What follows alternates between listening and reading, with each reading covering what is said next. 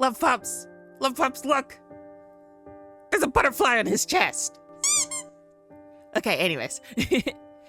Aloha, everybody. Welcome to you. Oh, wait. Redo. Aloha, everybody. Welcome to Monarch, which is made by the same person. I made a bunch of other games that we played on this channel, so I'll probably add some clips into those of us playing those games. But they have played You and Him. I can't speak. They've created You and Him, which is still ongoing. They created Vile Strangers, which was also for a game jam. And they have created Close to Obsession, which was also for a game jam. The words escape him when he sees you. The fuck was that? Get back here. A stuffed bear would have been a lot nicer just than a dead body. Yeah.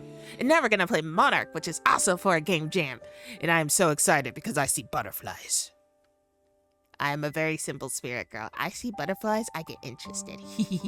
Let's go. No! Emmy catapults out of her nightmare with a scream lodged in her throat. She clutches the front of her shirt, her heart bashing against her ribcage, like a trapped bird trying to escape confinement. The room coming into focus as she blinks away tears.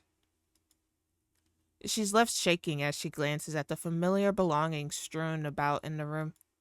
The only source of light comes from a computer in the room. She presses a hand against her forehead. What a horrible nightmare. But that's all it was.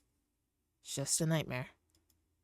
Even so, she can't shake the feeling that it felt so real.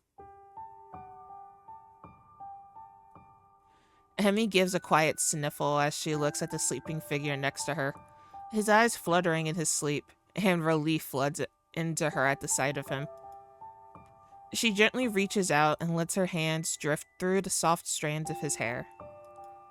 He's here. He's okay. She's glad she woke up. Aww. That's cute. I'm guessing whatever happened in the nightmare had something to do with him.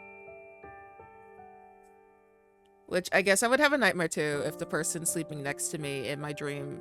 I mean, I guess I would freak out too if the person sleeping next to me, something happened to them in my dream. Which I am lonely, so I don't have anybody. But I do have Kalea. So that counts, right? The man beside her stirs when she withdraws her hand. With that last thought, a frown settling into his features as both eyes pop open, and she can't help but let out a quiet laugh as he brings her hand back and places it on his head. That is my hand now. Please don't remove it.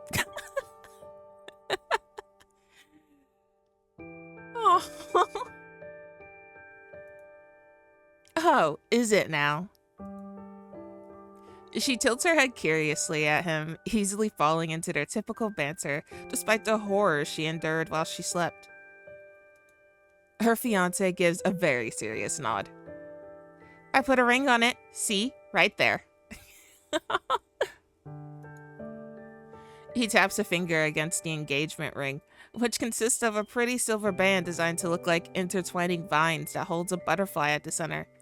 The butterfly wings adorned with blue sapphire gems. That sounds beautiful. It's how I found you. Aww. Theo explained after his failed attempt to bring out the ring during his proposal with her settled onto his lap. She's been so excited, she flat out jumped into his arms before he could even fully get down onto one knee. Not even bothering to see the ring and automatically shouting yes. That would be me. Let's be real, that would be me. He had continued on. I trailed after one of these little guys, and next thing I knew was you were standing there. As soon as I saw you, I thought, damn, why is that girl standing out there in the rain without an umbrella? There's a department store selling them right there. He laughed as she slightly whacked his arm. It's a memory Emmy cherishes, even now as she watches him drop his hand, snuggling deeper into his pillow. So, what woke you up? A dream, maybe? Oh, I know. It was a sexy dream about me, wasn't it? You wish! Oh my stars. He then wiggles his eyebrows. You'll have to reach a little lower than that if you want to get my engines revved, but that's okay. I'll let you try again. Oh my stars. I just want to, if you weren't so cute, I'd hit you. Emmy rolls her eyes at him, but at the topic of her dream. She swallows hard, a knot forms in the center of her throat. It was horrible. I had a dream you died, and I was struck somewhere. I couldn't get to you, or to your body. Her bottom lip trembles as she recalls the nightmare in its entirety. The crushing horror of that man she loved being dead out of reach. Her hands chained and bound to some wall. She feels Theo reach over and rub her back. Then she's drawn down and into his arms, his familiar scent surrounding her as she burrows her face into his chest. He smells and feels like home. I know, I'd cry too. My life insurance payout would be really fucking tiny. Your finances would never recover from this house loan alone. I love this man, he got jokes. He shudders and she can't help but laugh, winding her arms around him. She's glad that he's here. I love you, Theo. I love you too, my anxious little sugar plum. He kisses the top of her head and she feels his breathing slowly fall into rhythm. Emmy too feels her eyes slowly start to close.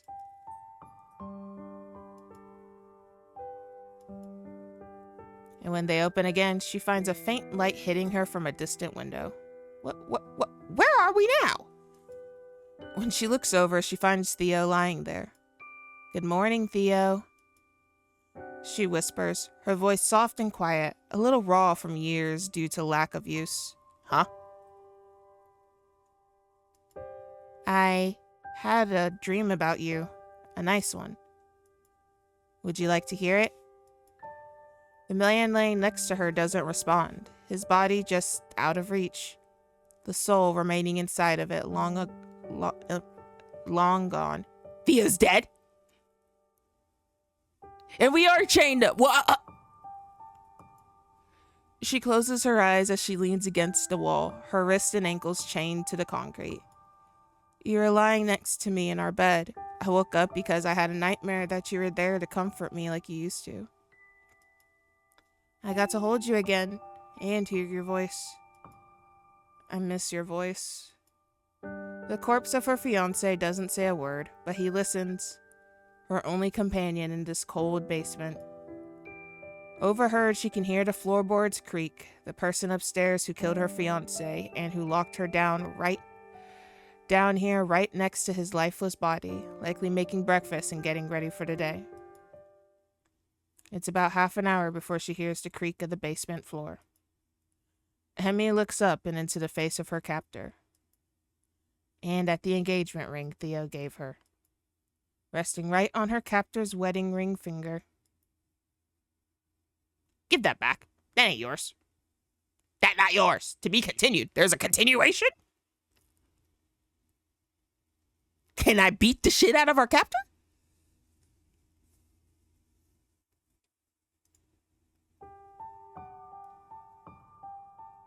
Okay, that was super short, and I need more. If there is more, obviously, I'm not going to put pressure.